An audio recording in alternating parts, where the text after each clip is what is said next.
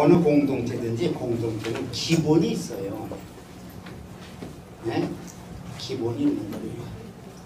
그래서 어떻게 하다 보면은 변화구를 사용하는 경우가 있어요. 근데 변화구는 어쩌다 한 번 나온 거지 절대 기본을 초월해서는 안 돼요. 그러니까 이런 공동체의 기본이 뭐냐? 첫째 헌신이에요. 헌신 없이 공동체는 운영이 안 됩니다. 진실해야 돼요. 진실함이 빠진 공동체는 그건 허상에 지나지 않아요. 그리고 정직한 겁니다. 이러기 위해서 기본을 지키기 위해서는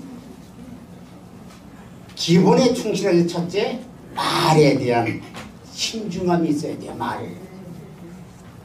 왜냐하면 우리는 목회자들은요 말을 많이 사용하는 직분이기 때문에 그래요.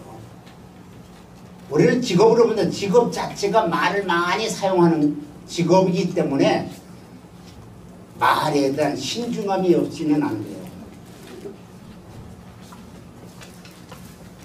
그래서 말에 대해서는 성경은 어떻게 얘기냐? 잠언서 6장 2절에 보면 잠언 6장 네 배 말로 내가 얽히고 네 배만 내가 잡힌 바 되었느니라. 내가 하는 내 말이 나를 억압한다는 거예요. 억압하기도 풀기도 하는 거예요. 그리고 마태복음 10장 36절과 37절에는 무슨 무익한 말을 하셔도 마지막 그 말에 대해서 신문을 받겠다고 했어요.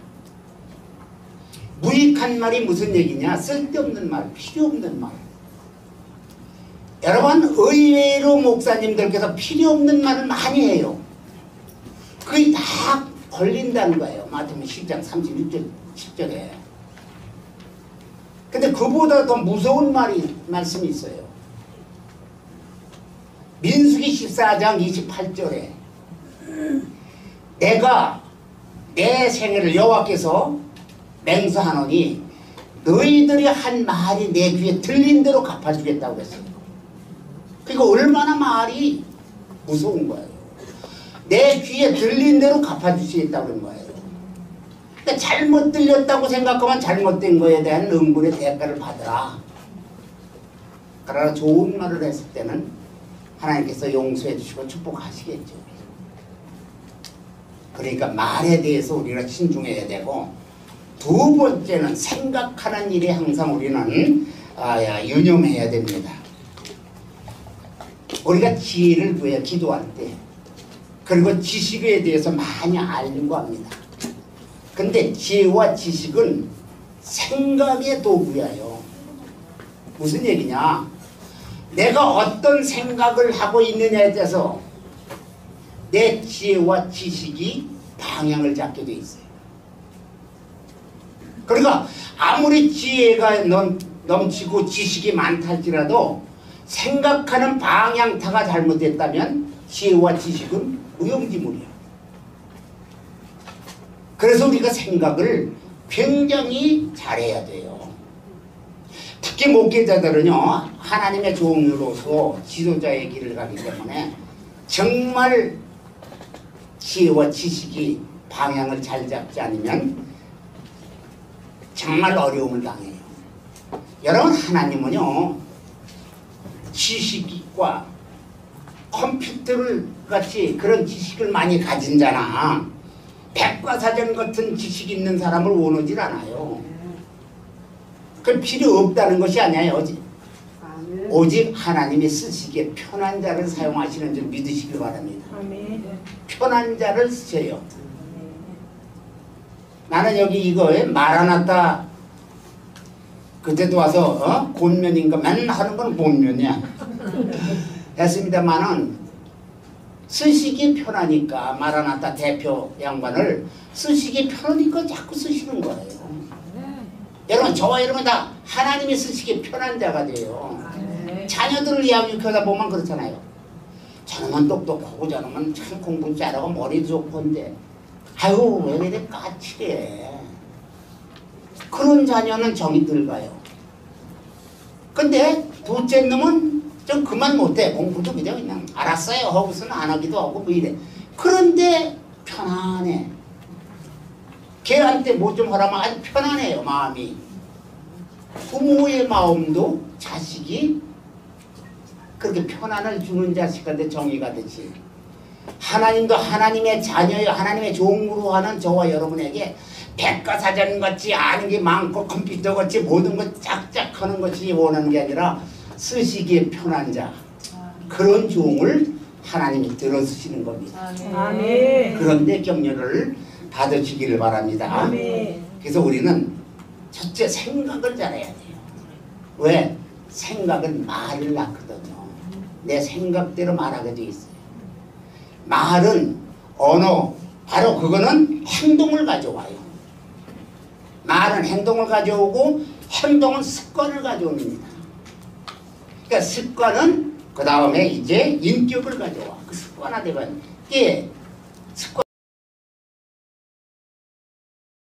그 다음에 세 번째는 지도자는 스스로 자문자답하면서.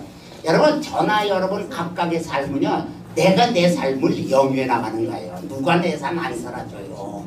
내 부모가 내 삶 안 살아줘요. 뭐 내 형제들이 내 삶을 살아가요. 스스로 자기가 자기 삶을 살아가는 겁니다. 사도 바울이 다메섹도서에서 주님을 만났어요. 그 자리에서 변화가 받아가지고 하는데 9장에서 만났지만 22장 10절에 가면 다시 한번 반복을 합니다. 주여 내가 무엇을 하오리까? 스스로 물어보는 거예요. 그 주님이 하시는 말씀이, 야 아무 소리 마라. 다메섹으로 들어가라. 다메섹 도상에 들어가면 너를 인도할 자가 있느니라. 여러분 이렇게 물어보는 겁니다.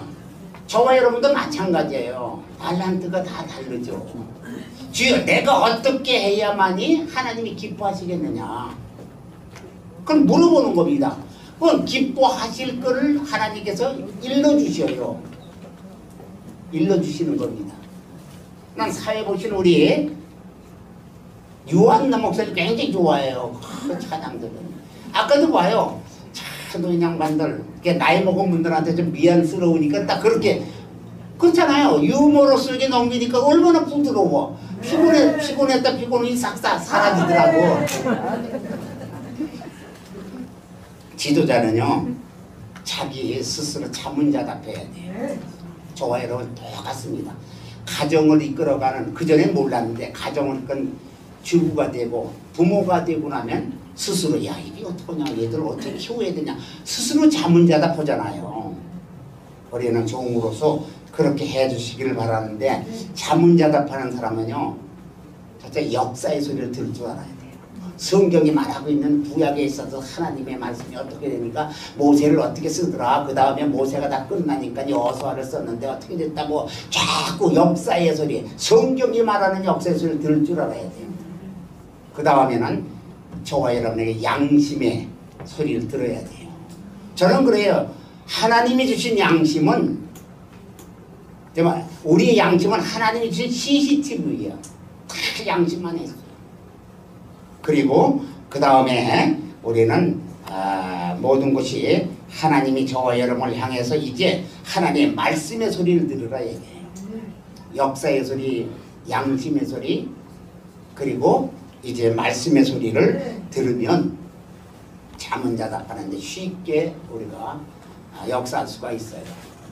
그렇게 되고, 이제 그래서 목회자는 교회의 풍향계입니다. 여러분 우리의 자녀들은 집안의 풍향계 아니에요. 그러니까 어떻게 되는지 고생이 되고 어려움이 돼도 야 쟤들을 잘 키워야겠다, 잘 가르쳐야 되겠다 그러잖아요. 풍향계니까 그가 방향을 타고 가는 겁니다. 저와 여러분은 하나님이 쓰시는 풍향계인 줄 믿으시길 바랍니다. 우리를 통해서 하나님은 하나님의 역사를 이루어나가요. 끝으로 우리는 우리 몸에 맞는, 사람은 다 그랬어요. 자기 몸에 맞는, 어디 가서 옷점에 가서 옷가게 가서 자기 몸에 맞는 걸로 입으려고 그러지, 몸에 안 맞는 거 입으려고 그래요. 크게나 적게 입을 수가 없죠. 바로 그렇듯이 우리 몸에 맞춰 입는 것이 우리 뜻이, 우리는 몸에 맞는 옷을 입기 전에 양심의 옷에 맞는 그러한 목회자들이 다 되실 때 하나님의 더 큰 역사를 이루신다는 것을 믿으시고 이 모든 것을 권면으로 받으시기를 주님의 이름으로 축원을 드립니다.